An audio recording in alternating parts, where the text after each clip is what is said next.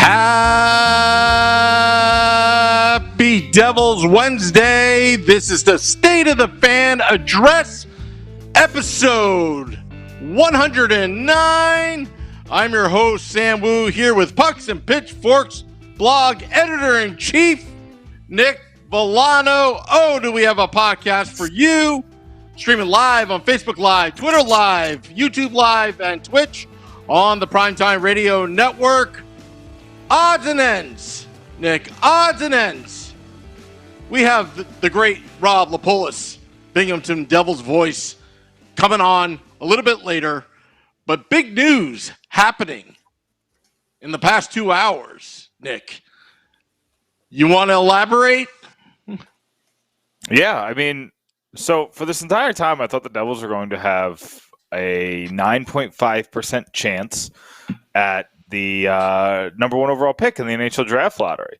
That's what everybody thought. That's what Tankathon had. That's what I think Cap Friendly had that. Everybody was talking draft lottery odds, thought the Devils won too many games. They won those games down the stretch. And it was very important to not win those games because the difference between number 2 and 3 was actually number 2 and 4. But today we learned that's not the case. The Devils were given the same exact lottery odds as the Seattle Kraken. So technically, the Devils are tied for third best lottery odds, or worst, however you want to look at it. But the Devils have they have the same odds as the Kraken. They're only they have a 10.3% chance of getting a number one overall pick. The Sabres dropped from, I believe it's 18.5. They're now down to 16.6. So another big L for the Sabres in 2021. Not great for them. The Ducks are also down. I think they had around somewhere in the 13 range, and now they're down to 12.1%. So by winning those games and giving us just a slight bit of happiness, slight, it was very slight, Sam. There wasn't much happiness this season, but a little bit of happiness. We only lost like 1.5% on the draft lottery odds. So that'll do. It's fine. But I'm excited. I mean, You know what? Like last year when the draft lottery happened and and then after that, that Rangers ball and then the odds and they had the first overall pick.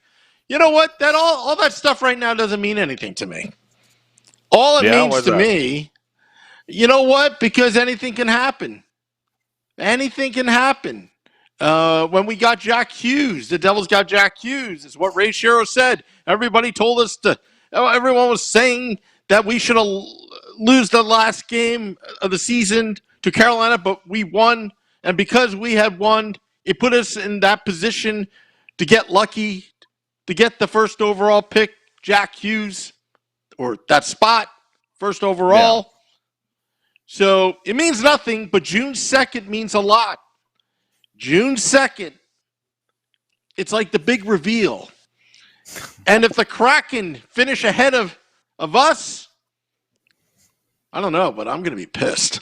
It's like, now I'm going to be mad. I'm going to be totally mad. I'm all about the Kraken, but not at the expense of my New Jersey Devils. Welcome to the league, Seattle. Listen. Because I'll hate you forever if you take that first overall pick from all of us.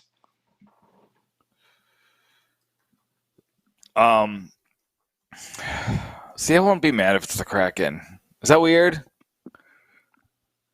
I mean, they're in the West, so it's just such a weird draft, Sam. There's not like a guy. You know what I mean? Like, everybody wants Luke Hughes, and I think you get Luke Hughes at 4. I kind of want 2. You don't want to know why I want 2? Why is that? So it's not an obvious pick? Well, it's definitely not an obvious pick.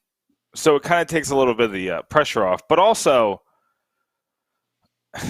I don't think Luke Hughes is the best prospect in this draft. But I think you have to take him. So if someone else takes Owen Power,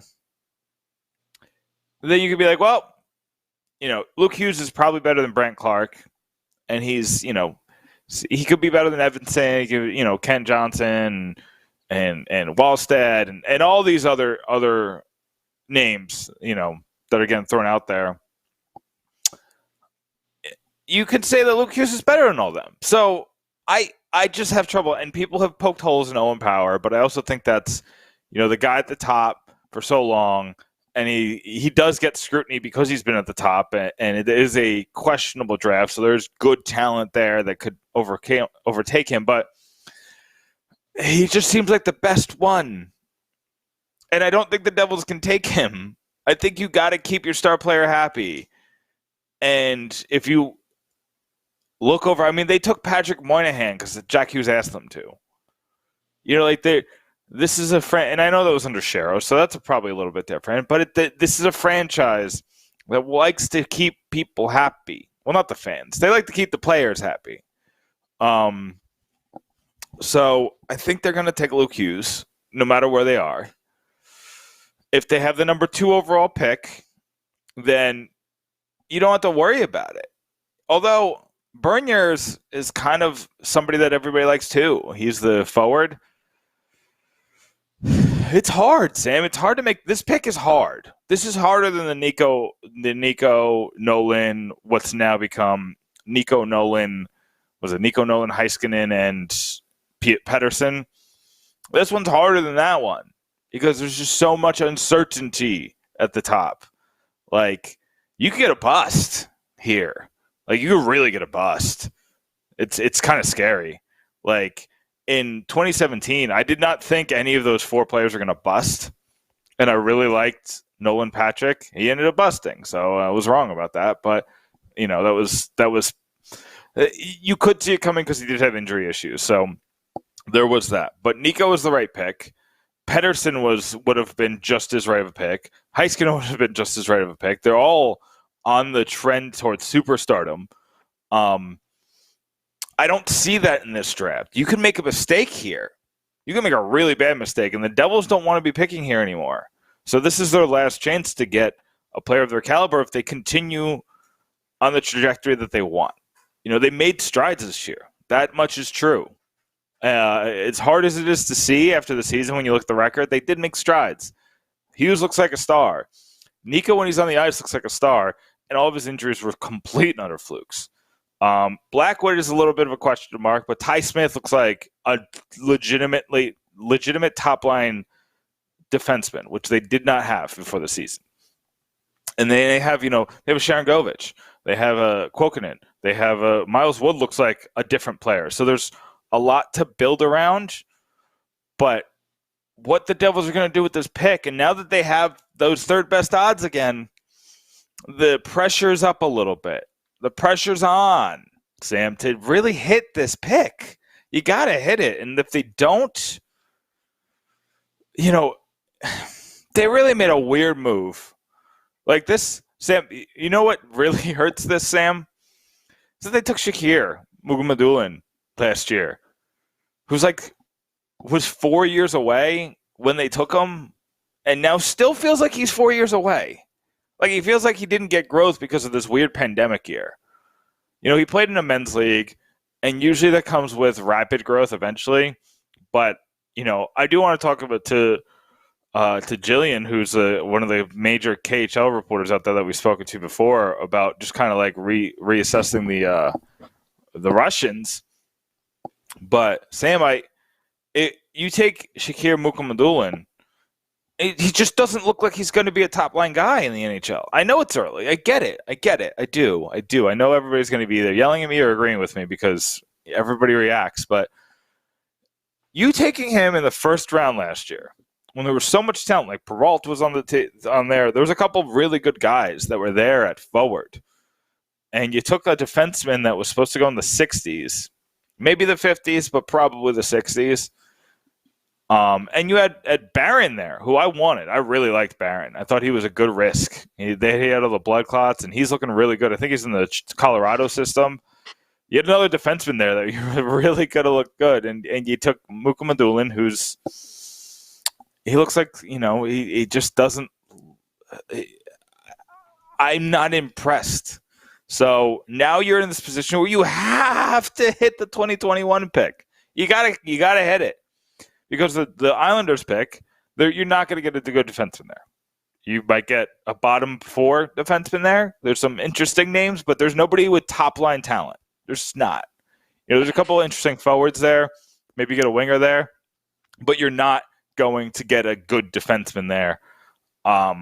So you have to go defenseman first round, unless you're in love with Bernier. There's a lot of places you can go, but I really think you have to go defenseman there, because Muka Madulin does not look like the guy who should have been taken 20th overall in a stacked draft. I know there was a lot. Sorry I went on a rant, but... Well, you know what? You're kind of playing a Monday morning quarterback a little bit. Who knew that the Devils would be this high, in the draft? But look, they need help on defense. You knew this was a stacked defensive draft. You knew that this was a really good defensive draft. Everybody knew that. Well, I hope the way you were wrong about Nolan Patrick, I hope you're wrong about that whole statement. Because I'll tell you, this defense, depending upon who they're drafting, what their position is in this lottery, this defense could be one of the biggest defenses of all time. Devils defenses of all time. The height, the size, and they could be a core group for a decade, if they play their cards right. I'm just saying, all these guys are 6'5" and above, and your goaltender is a big guy. I mean, there's going to be no room. They're going to clog up lanes. That long reach, can you imagine the long reach? One pairing goes, another defensive pairing goes, and they're just clogging up the lanes. They're blocking shots. They're using their size in the corner. That the forwards are getting worn down because that defense is so physically strong. Yeah. Think about that. I'll give you this. Think about that. I'll give you this. Kevin Ball looking like an NHL defenseman does help. He looked like he belonged at the end of the season. And obviously he needs, to prove it on a much bigger, what do you have, 7 games, I think? He needs to prove it on a much bigger sample size, which, by the way, was weird that they burned an ELC contract year for this, but whatever. Neither here nor there.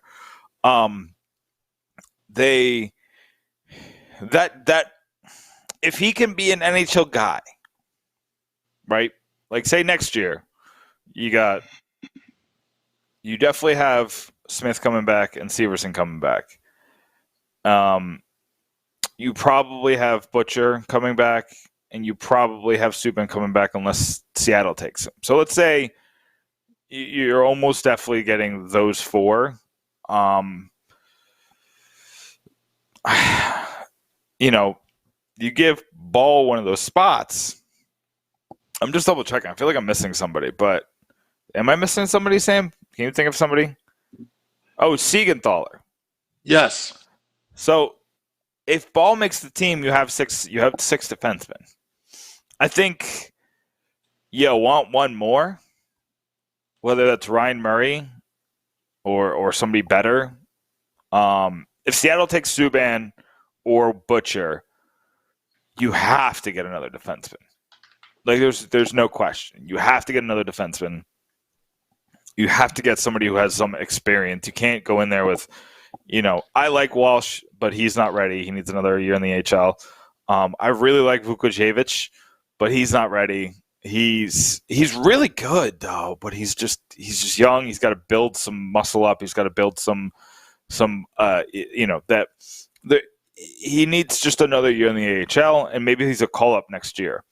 And then there's Josh Jacobs and Colton White, who just, I don't know what you make of them at this point, but they are what they are. They're probably good 8th or 9th defensemen, but there's not somebody you want to put in the starting lineup every night. So the Devils have an interesting situation, but they need to figure it out. what they're going to do. Like, what do they want their defense to look like in 5 years? Is Damon Severson on this team in 5 years? I know a lot of people do not want that, but I think it's possible. Is PK Subban on this team in 5 years? That would be a weird one, but they might like him in the room, and maybe if he's this for the next 5 years, they're happy with that. I don't know if he can even be this for the next 5 years, though. That back injury is going to creep up again. But Ty Smith is almost definitely on this team in 5 years. Ball is very likely to be on this team in 5 years. Siegenthaler, it's kind of iffy. He's 29 in 5 years, so I'm not sure. We'll see. But, you hope Walsh makes it. You hope Vukovic makes it. You hope Ohojtuk makes it. We're going to have to ask Rob on that one. Yeah. We're all guessing. Season, but it's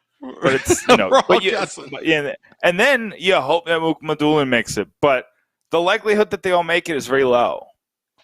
So the Devils have a lot of moves to make, and getting the right defenseman here changes everything. So we're circling back to the draft lottery. Getting the right defenseman with this pick changes the outlook of this defense forever.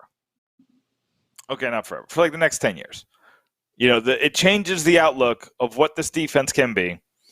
And I know it took up all the time. We got Rob in 10 minutes. We have a lot of other things to talk about. But yeah. I mean, quick thought. What's your thought? When you look at before this draft, what is your thought on the state of the defense now and in the future? Again, I talked about size. This is going to, right now, this defense is going to get younger. Do you see Severson long term? Do you really see Severson in 8 to 10 years from now on the New Jersey Devils? Or do you think he's going to get shipped out at some point or unrestricted free agency down the road? It's a good question, right? I love Severson. I think he has a lot of value. And I think they're going to use that value to trade him.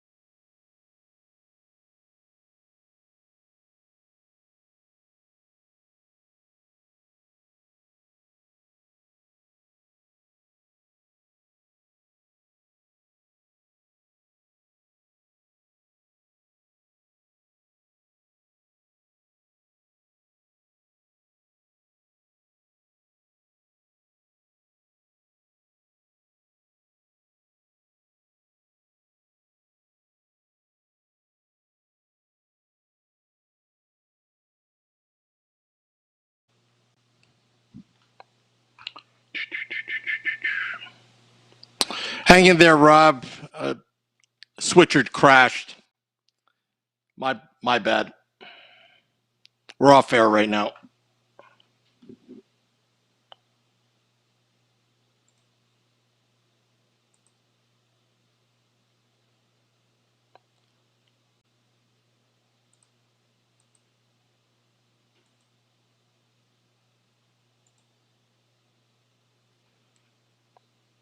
Hey, Nick, we're off air right now. Okay. Hold on a sec. The switcher crashed because I was trying to integrate that Skype thing, so give me 1 sec. I mean, we can continue if you want. Yeah, let's just continue. And we can cut it later. Yeah, it's just I lost the Skype into the switcher. Oh, we're back. Sorry about that. A little technical difficulties. You know what happens, Nick, when you're screwing around on the switcher, you're goofing around a little bit, and oops, it happens. But we were talking about the defense. We were talking about the New Jersey Devils and the future. They're going big.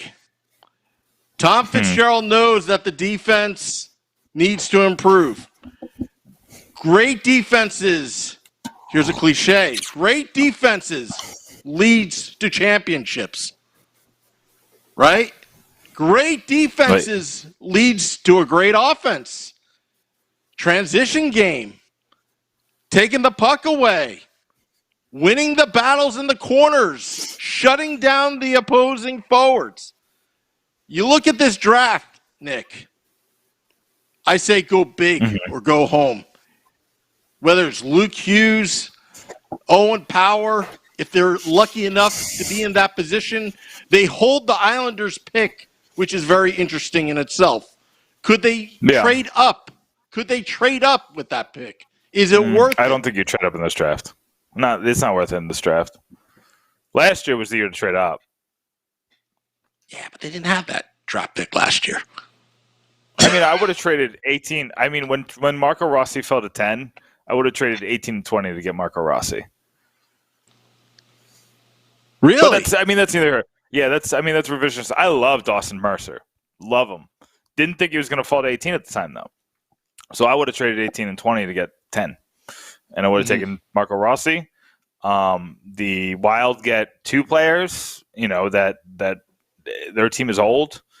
Rossi's a great player, though. Rossi would be probably our best prospect. I'm trying to think. He's I guess you got to put Holtz a little bit above him, but like Holt's value is at the lowest it's probably ever been. He did not have a great season. He had a pretty good end to his season, but he didn't do that good in Binghamton, which should be expected. I'm not worried. I'm not worried about Holtz. I'm just saying his value didn't go up, and neither did Rossi's. But Rossi's is a pretty good excuse, and who knows how that's going to reverberate and how it's going to impact his career. But I like the talent. I think he's really good. But anyway, I do, before we get Rob on, do want to mention that the Devils made a hire for Megan Dugan today. Big hire, and great response from great response from the fans. Fans are happy. I actually texted Rebecca Morse, my good friend, and she was very happy for her. So great hire, and good on Tom Fitzgerald on this one. I mean, she's the first openly gay person to work in a front office. She's, obviously she opens the door for more women. Representation matters. And we've talked about this before. But representation matters. And she's not getting the job because she represents these communities. She's getting this job and she gets to represent these communities. She is very qualified. She's an extremely smart person. Every time I've seen her in interviews, she's very well eloquated, and she knows what she's talking about when it comes to the game of hockey. She's been around the game of hockey. She's a captain for Team USA. This is the best. The Devils could sign Dougie Hamilton, trade for Erik Karlsson, and get Johnny Gaudreau in this offseason, and this will still be the best acquisition they made this offseason. She's a smart hire. And this is going to take the Devils places. I think they're making the right moves in the front office. I don't know what my only issue with it. It's not an issue with it. My only issue is that they hired Matt Cain, and he's one of the smartest hockey guys I know. I don't know him, but the smartest hockey guys out there. I don't know what they're doing with him. I mean, he probably knows, and he's probably got a lot to say, but I figured that you'd put it out there, like you got this really smart hockey analytics guy, like you'd probably put it out there more often, like what he's doing and how he's helping the team. But maybe that's just more inside baseball that I don't understand. It's very possible. I'm sure that they would tell me, and I'd be willing to talk to them if they'd ever like to come on and tell me exactly what's happening in the front office. Tom, you got an open invitation to come on and let us know, but Megan's a great hire. I love the hire. I think it's incredibly smart. I think it's I think it's going to help this team win. And I think one day, when this team is actually decent, you're going to look at the moves moves like this. And you know what? And we could be. Well, first off, actually, I kind of want to get Megan on over Tom, because she it's fascinating to me, just fascinating. about this whole thing because she could be the next GM of one of these teams in the NHL. You just never know. Yeah, I mean, she could definitely be the first female GM ever, first openly gay GM ever. Like, she can break a lot of barriers. And the Marlins GM, Kim Eng, her last name, Kim Eng. Yeah. She definitely opened the door to allow this to happen. Yeah, and the 30 hockey men, as they say, or what do they call it, the 200 hockey men. The 200 hockey men will have a cow, but who cares? Just make the moves that'll be best for your team. And her coming in and doing the front office thing, and David Leibowitz pointed out something in the release that was kind of funny, though, where they said she'll be working in all off-ice and on-ice communication, which is literally all existing communication. So, maybe she knows who framed Roger Rabbit by the end of this, and maybe she could solve some mysteries. She'll be the one to let us know if UFOs are out there and the existence of aliens, and she's working on all information. But all jokes aside, this is a great hire. I love this hire.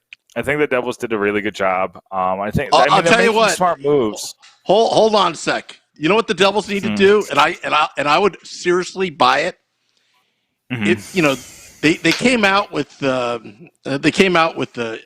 email blast that the NFTs, Devils NFTs. If they have an NFT of this hire, I would totally buy it because it's a historic moment in Devils history. If they make an NFT of this hire, they need to give us a cut. Because that's definitely a stolen property. That's stolen intellectual property.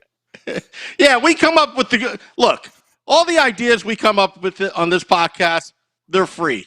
But to actually do it, God bless you if you do it. I don't even know how to make an NFT. Let's not announce that. Yeah. I don't know how to make an representative NFT. Contract to the Let's Go Devils podcast. That is, or pucksandpitchforks.com LLC. Nope, I'm not signing off on that one, Sam. But go get our guest. I'm going to talk about NFTs now. Actually, I already have our guest. That's how fast I work. Just make sure I don't hit the wrong button, right? Yeah, well, please don't. All right. Pleased to welcome to the State of the Fan address a good friend of ours. His name is Rob Lippolis, Binghamton Devils voice. Rob, you're coming in via Skype. How are you tonight? Oh, I'm doing great. How are you guys? Good. Oh, that voice. It's back in my life. It just Rob, it goes through me like butter, and it's or what is it, a knife through butter? Yeah, it's great to have you back, Rob. No, I appreciate you guys having me on here. Listen, this season wasn't great. I'm not gonna lie to you, Rob. This Binghamton season was hard. It was trying. It came with more losses than I've ever seen before from a professional hockey team as far as like winning percentage. Can you just what happened?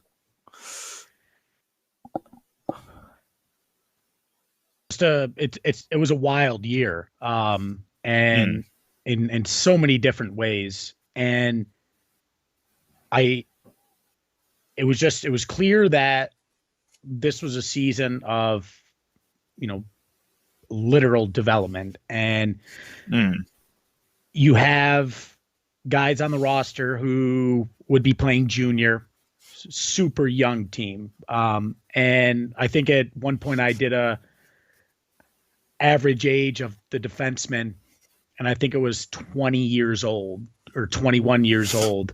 And so they had the guys in Newark, and they're able to work with them. And so I think they really just wanted to bring a young team in and really develop those guys all season long.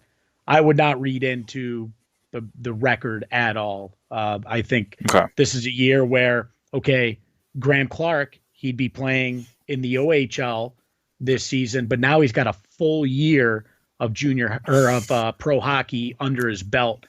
There's a lot of other guys like that. You got Vukojevic on defense as well. And I just think it was it was a big year for them to get these guys into Newark, get them acclimated with, the arena. They're there, seeing familiar faces, and just playing pro hockey.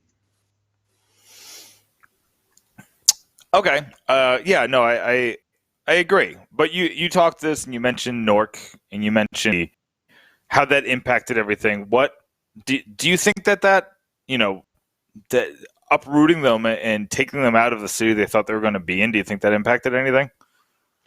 Well, I think, being in Newark, it allows them to, be able to interact with, Dan McKinnon, Tom Fitzgerald, and they're there. It's, and with all the roster moves that we had this season with the taxi squad, I mean, you're pretty much under the same roof, just, separated. And I think that it was a year, and the Devils staff really thought that it was, a good time to bring these guys in, bring young guys in, and get them an extra year of pro hockey under their belt, where maybe if it's a normal season, you wouldn't have that opportunity. So you mentioned Graham Clark as somebody who should have been in the OHL this year. Was supposed to go back to the Iowa 67s. Instead, he got a year of professional hockey, and it was a good year. Based on everything I saw from him, he seemed like the team MVP. He was really taking a role in trying. I mean, there's as many losses as there were for Binghamton. There's a lot of comebacks. There's a lot of attempts to try to get points on the board, and he was in the middle of a lot of that. And he won them some shootouts. What's your full assessment of Graham Clark after the season? I mean, fantastic. And again, this goes back to what I had said earlier, where, okay, he's in the OHL. What you don't know, if he had a full season in the OHL this year, would that have been the same as, okay, let's play him in the American Hockey League for the entire season? And that's the experience that he got. There's everyone, they're bigger, they're older players, they might be smarter players as well. And I think that, watching Graham, and I really think that he's a guy that everyone's got to keep an eye on. And I mean, to just come in like that, and I mean, it's almost like he just didn't miss a beat, right, from the OHL. And I think fans should be excited about that. Yeah. I mean, I've always liked Graham Clark. He's had a wicked shot, although he was a perfect third-round pick. Those shoulders injuries just were the only thing that gave me questions, but you never saw anything that looked like he was laboring or struggling at all with anything like that? No, I think his play on the ice this season answered those questions. Yeah. No, he looked completely healthy, and he was dominant on the ice. He was dominant. He kind of, you saw a little bit of when Jesper Boquist was in the AHL, and he just looked like a man amongst boys, and Clark looked like that at times this season too. No, 100%. And not only that, but I mean, he played, he was great on the power play. And I really think, this season he had, it was 18 points in 31 games. He finished second on the team in points. And to just come in where, a season you think you're playing junior, and not only that, but the OHL, they didn't know what was going on. They didn't have a plan to come back. So, he had said in interviews, still talking with, the coaching staff and everything, everyone back in Ottawa, they didn't know until very late that there was going to be, nothing happening. So for him to come in to, mentally be able to do that, while at the same time, are we going back to the OHL, which he would have had to if they came back? I think that was a big testament to him. So I want to kind of pivot to somebody who came late in the season, and it's Alexander Holtz. Alexander Holtz is supposed to be the Devils' best prospect. He's supposed to be the future winger of Jack Hughes. He's supposed to be somebody who's supposed to score 100 goals as soon as he gets into the league.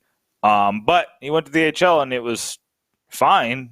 It wasn't anything spectacular. What was your assessment of Alexander Holtz when you first saw him? Well, first off, I don't know if he'd score 100 goals in his first time in the Don't kill my dreams, League. Rob. But I will say, just watching him and keep in mind, the ice surfaces that he was playing on are so much bigger, right? So you come in, when I would talk to him, everything's faster. You got to make decisions fast. You got to do everything faster. And I will say he's in all the right spots. He's getting shots. They will go in. And I think fans really need to be excited because you just notice him. Right when he came in, he was one of the most noticeable guys on the ice. And he had, it was 5 shots in his first game that led everyone. Nate Schnarr had 5 in that game as well, I remember. And then he had 7 about 2 or 3 games later. He's firing the puck, and it's going to start going in. So I think he's one of the most exciting guys that fans should look forward to. Yeah, I mean, I said early in this podcast I'm not worried about him, but people are going to look at numbers and they're going to just make assumptions. So people are going to do that, but there's a lot of prospects on this team. You mentioned Vukovic, which now I know how to say that name. I still can't say Ahoytuk. Eventually I'm going to give up, but I'm going to keep trying for now.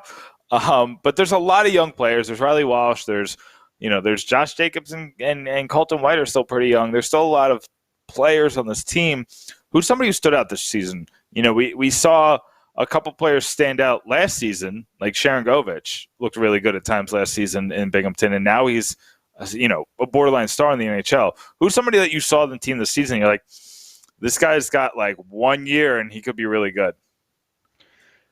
Well, first off, it's Vukovic. You got it's pronounced Hotuk. So anytime you need pronunciation, just let me know. I'll try to help you out as best I can with that. But looking at guys, a lot you saw. New Jersey Devils fans saw, I think, most of the guys who I would pretty much pick off that list. Nolan Foote's number 1. I think he came in with Binghamton, and he looked great. And I really think he's a guy who can make the roster next year without a doubt. And even, you look at Graham Clark. I mean, the way he came in and was able to perform like he did, I think he's another guy. And then, if you look defensively, I really, really, really like Ahotuk. I don't know if next year's maybe the year, but I mean, this guy, they might say he weighs 194 pounds, but he plays like he's 230 pounds. He hits and he plays great defense. And he's one of the guys I would pick him out, for a big future defenseman for New Jersey or wherever he might be. Yeah. Yeah. I mean, so who would you, which do you, I guess this is a hard question, but Vukovic and Ahoytuk taken in second and third round in the same draft. I think it was 2019. Who do you have a higher ceiling? Who do you think has a higher ceiling between the two? Man, you put me on the spot here. I know. I'm sorry. I'm sorry. No, you're fine. You're fine. I got my prospect rankings are coming out in 2 weeks, so I need insight. Hey, you're fine. I think if you look at each player, they're different in their own way, and you look at if you're looking at a defenseman, don't look at points, but I mean, Vukovic, he played 26 games, and obviously you want defense before offense.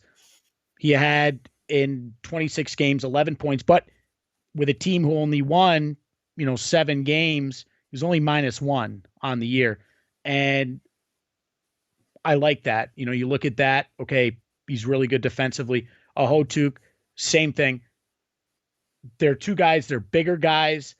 They can play in your face. And I really couldn't honestly pick one. I think, just this season, Ohotuki, he played more. He was in the lineup more. And defensively, if you're looking just straight up defenseman, I think Nikita Ohotuk he's got a very, very bright future. I think they both do, but I'd probably lean maybe a little more towards Ohotuk. Rob, I have one question that I just kind of want to go off the board with a little bit, just because there's been a lot of news with Devils goalies lately, and it kind of seems like there's a logjam now. You got Schmidt, you got Dawes added to Sen and Cormier, who are both restricted free agents this year, and then Brodeur. What do you? I guess my question is what was your assessment of the goaltender position in Binghamton? Do you see something there? I mean, Sen looked like he could be a legitimate NHL backup last season. This season got weird. So, and it got weird for many reasons. So that definitely could get in a goalie's head. But what's your assessment of the Cormier-Sen partnership, and especially now that we have these two highly touted goalies now signed? Well, that's a good question. And the one thing that I would say is I watched a interview. I think it was Carter Hart with Philadelphia, and he mentioned how this season was just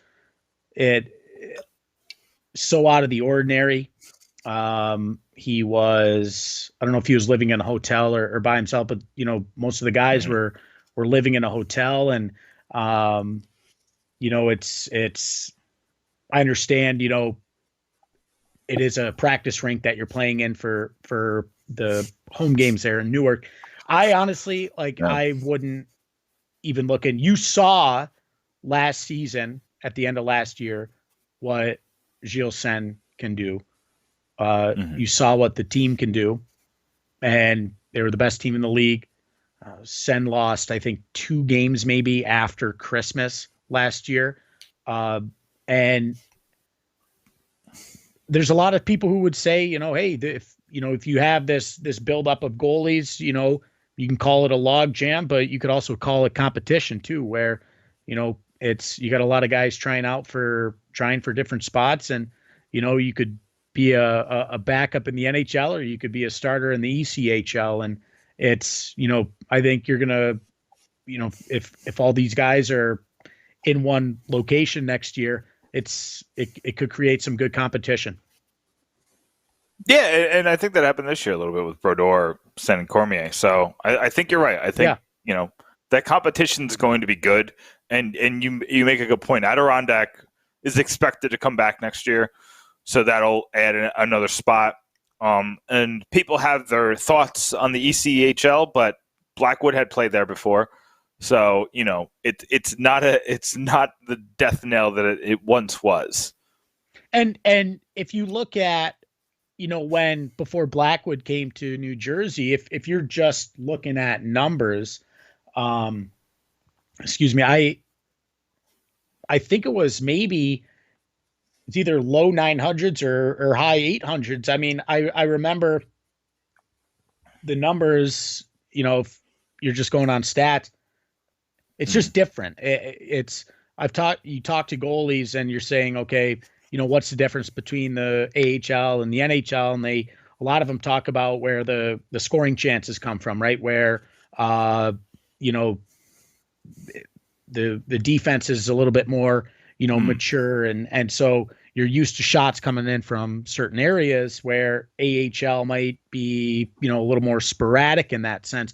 And a lot of goalies have said that in interviews that I've done. So it's, I don't really look into it's, what are, and I'm not a goalie guy, but what are they doing the right things, and maybe just the shots that are going in are from locations where maybe, the defensemen or the forwards, they're just not in, the right spot or something. And a lot of goalies mention that in interviews when I ask, hey, what you went up and, you got some games and you came back, what's the big difference? And a lot of them are just, where the shots come from.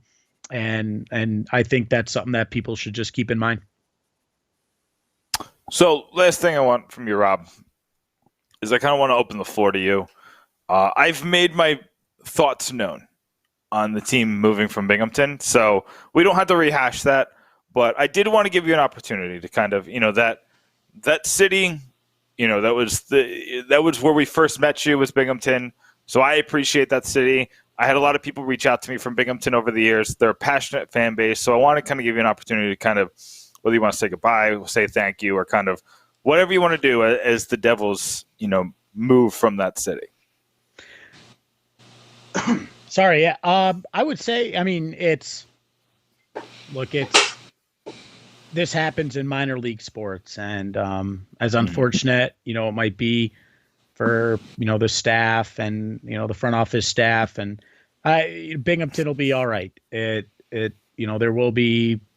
will be hockey, and I think that there's a chance that AHL hockey does come back one day. It all depends on everything, but for a market that size to have AHL hockey there for as long as Binghamton did, that's a testament to the ownership, the fan base, and I it is a tough pill to swallow, but like I said, it's these things happen. It happened with Albany when the team left Albany and came to Binghamton. So, I think that there's a bright future, and I think Binghamton, they'll be fine. It's a great spot. I'm from Binghamton, so it'll be different not having AHL hockey there this year, but they're going to have hockey, and I think they can work the way back up and get a AHL team back in there one day. And it's I'm glad you guys were able to connect with me, and we were able to chat here for these past 4 seasons. And Rob, sorry, I don't mean to cut you off, Sam, but I don't want to end on a sad note. So just real quick, you got the call up this year. You got the call an NHL hockey game. So why don't you real quick just tell us what that's like to get that call? How did that, what can you don't have to go play by play about how it happened, but like we were so happy for you and so excited for you, and I was just happy to get that voice on an NHL broadcast of some kind. So just kind of like explain what was that like? It was it was a pretty wild story, actually. We were on our way to Wilkes-Barre. It was a Saturday. We had Friday off. It was a Saturday game in Wilkes-Barre. And I got a call that I would probably be needed next week. And that was the Tuesday game. That was the 4 games in 6 days against the Rangers or something like that. So I was like, oh boy, that's a tough one to get thrown into. What a there, start. But, yeah, right. So, Matt had to go do the studio hosting for MSG, and we were on our way. We were going to play in Lehigh Valley on Sunday, and the New Jersey was hosting Pittsburgh on Sunday. It was a rare 7 p.m. face-off, I think it was, on a Sunday. And so we get to Wilkes-Barre. I'm setting up my equipment, and I get an email that our game at Lehigh Valley the next day got postponed due to COVID protocol. So I sent a message back to New Jersey, and I said, "Hey, I'm free tomorrow if you need me." So I started doing the game in Wilkes-Barre, and I try not to be on my phone too much during the game. And I looked down, and I had a text that said, "You're in tomorrow." So I found that out. Oh, wow. During the AHL game in Wilkes-Barre, got back to Newark about midnight, I think. And I started building my line charts and everything. And I probably tried to go to bed at about 3 a.m. and obviously couldn't sleep. So I was running on some low fumes that day. You know what, Rob? Those are the things you do. And that just shows you. Take this lesson from Rob. When you get an inch, take that mile. Ask, hey, just throw it out there to some bosses and say, hey, I'm free this day. Hey, Do you think you're going to do this? Ask for that raise. Ask for that opportunity, because sometimes they say yes. And then you get the chance of a lifetime like Rob did. And Rob, I have a feeling that I'm going to see you on more Devils broadcasts. I'm going to see you on more. I think that you're going to be NHL bound before we know it, because you're too good at what you do. And I'm excited to see you in the future. So Rob, thanks so much for coming on. We're obviously going to have you on again. We'll talk to you soon. No, I appreciate it. And, it was a pretty surreal week there for me, and something I'll never forget for the rest of my life. I was able to go to Madison Square Garden, and that was awesome. And I hope people, who get those opportunities, don't take it for granted. Soak it in. It was probably the best week of my life, to be honest with you. And it's funny how things work out sometimes. And I appreciate everything, you guys bringing me on, and I'm always up for, if you have any extra T-shirts or hats laying around, my address. Yeah. So hey, check out this jersey. Check out this new jersey. Have you seen this yet? I need some more. I need some more merch. Come on. Okay. We got to fill the Rob Lippolis wardrobe very quickly. Yeah.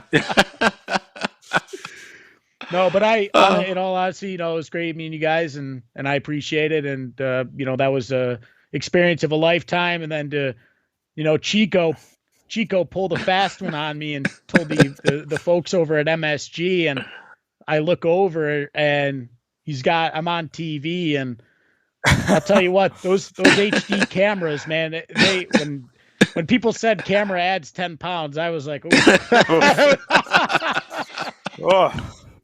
I understand, Rob. I understand, but no, you did great. We appreciate you've been doing great for years for all of us, and I appreciate meeting you. Appreciate you coming on, and I'm excited to see what the future holds.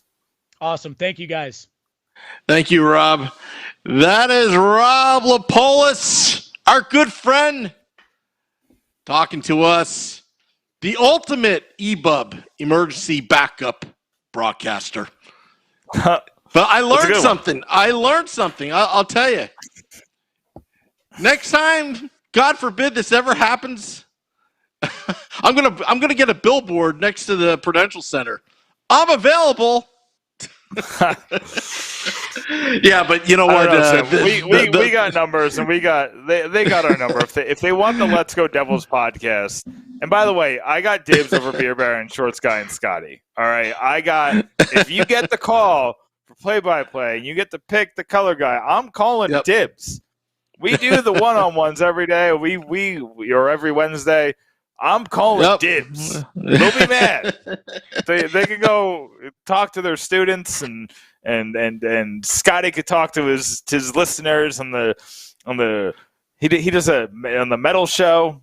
They got constituents. I have no constituents, Sam. I need this. I'll fly up from Tampa. I'll get on the red eye. Let's go. Maybe we can just get that $36 million jet, and you can come get me. Oh, that $36 million jet? Yeah, that one right there. So no, it's interesting. There's a lot that's happened this week. Just with the goalies, with Megan Dugan, the draft lottery. You don't expect this kind of news to come out. NFTs? I had to write about NFTs this week, Sam. If y'all want to know what an NFT is, I have a write-up. I did some research because I've been very into like the cryptos, and just for my day job, just kind of I try to know as much about the daily vernacular as possible. And so I try to at least know the situation that is NFTs. So I knew of them, but I was like, well, the Devils just put them out.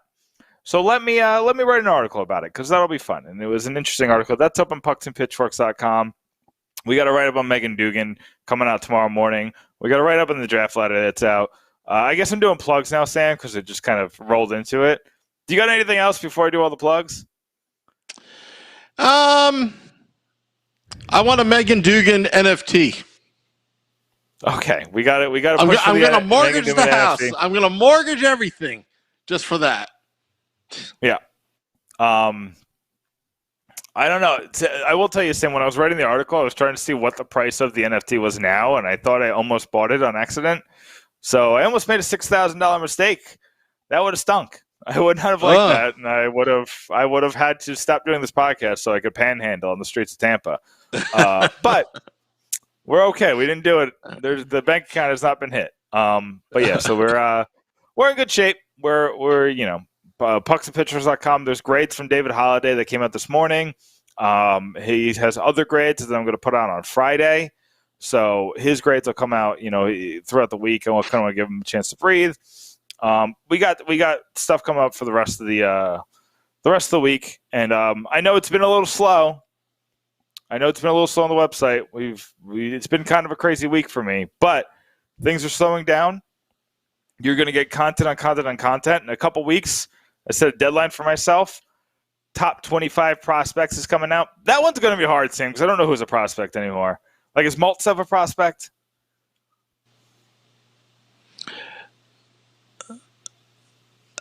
Exactly. I don't know. Yeah. I don't know how to figure this out. But I guess that's why they pay me the big bucks. And how do I rank? Do you like Maltsev better than Mukhamadullin? Do you like Vukovic better than Nolan Foote? Like it's gonna be weird. It's gonna take me a long time, but I'm excited to do it. So in a couple of weeks, I'm gonna do that. I was listening to Rob. I actually wrote it down. It's pronounced Hotuk. Is that how I don't think that's right. I think you wrote it kind of wrong. We're just gonna have to go back and listen to some of his play-by-play because Sam, and this is the funny thing. He's like, you could always just come to me and ask me how to pronounce something. But I listen to Rob do his play-by-play. I hear him say it, and then I come on this podcast. I'm like, oh, let me mention a Hoytuk, and I'm like, wait, how do I say that? I forgot. I blanked. You could re-listen this podcast over and over and over and over again just to get that one little clip. In my head. I said Mukhamadullin 35 different ways since he's been drafted. And I feel bad because, I want to say these people's names right. That's important, but I just... Of course it's important. I'm trying here, guys. It's like, do you remember when Tyrod Taylor was like, my name's not Tyrod, it's Tyrod? And everyone was like, wait, what? You're like, you've been in this league for 10 years. And everybody was very thrown off. Like, that's how I feel like all the time. But anyway, by the way, your Dogecoin is not doing so well, Sam. So we need to find another. No, that's not true. Just buy the dip. We're just buying the dip. Buy the dip. We're just buying the dip. Yeah, because if you buy the dip, guess what happens? You're a 1930s baseball player. No, there will be another private jet. Oh, let's get them jets. Let me get them jets. All right, Sam. But great podcast. We should have fun next week. Oh, absolutely. Sorry, I'm just trying to find the... There we go. The cart? Yeah. There it is. Well, thank you, everybody. Thank you, Rob Lippolis, for coming on. Thank you. We'll be back next Wednesday at 9 p.m. Eastern. Go to pucksandpitchforks.com. Till next time, let's go Devils.